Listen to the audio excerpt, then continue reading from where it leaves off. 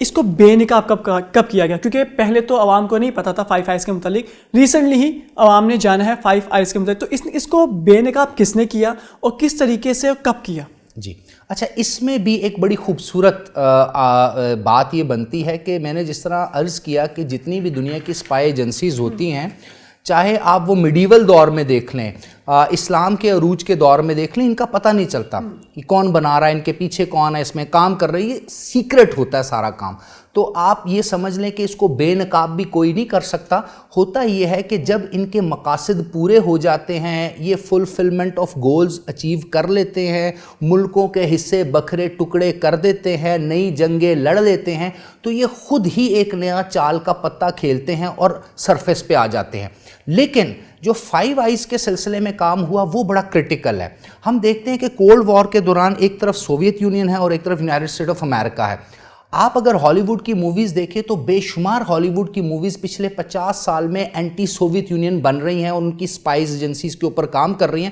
بالکل ریالٹی میں بھی ایسا ہو رہا تھا کہ جو سوویت یونین تھا، جو 1990s کے بعد رشیا بن گیا، وہ بھی امریکنز پہ اس طرح نظر رکھ رہا تھا. ایون کہ 2001 کے بعد چائنا بھی رشیا کے ساتھ مل گیا، جس کو شنگھائی کارپوریشن آرگنائزیشن ہم کہتے ہیں، اور انہوں نے اس کے اوپر کام کرنا شروع کیا.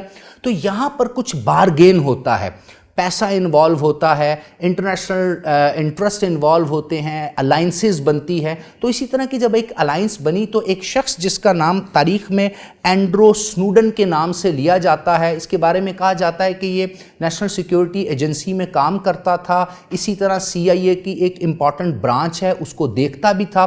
تو اینڈرو سنوڈن جو ہے اس نے 6 جون 2013 کو فریڈم آف سپیچ کے نام سے کہہ لیں، کسی اور چیز کے نام سے کہہ لیں، اس 5 آئیز کے نام سے جو بھی نیٹ ورک چل رہے ہیں اس کے اوپر بات کی. اب مزے کی بات یہ ہے کہ اینڈرو سنوڈن کو پناہ کس نے دی؟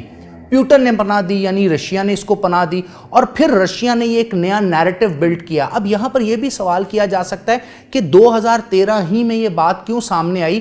اس کا جواب یہ ہے کہ 2001 میں جو وار آن ٹیرر پلان کی گئی ہے اس کے پیچھے بھی 5 آئی انٹیلیجنس تھی، اور by design war on terror کو بھی پلان کیا گیا. یہ میں نہیں کہہ رہا، امریکہ کے انڈیپینڈنٹ اکیڈیمیا میں بیٹھے لوگ کہہ رہے ہیں، امریکہ کی یونیورسٹیز MIT کے پروفیسرز یہ بات کر رہے ہیں، امریکہ کا انڈیپینڈنٹ میڈیا یہ بات کر رہا ہے. تو اس طرح سے پھر یہ منظر عام پر یہ ایک ادارہ، ایک ایجنسی، ایک سیکرٹ آپ سمجھ لیں اسپائی نیٹ ورک جو ہے دنیا کے سامنے آیا.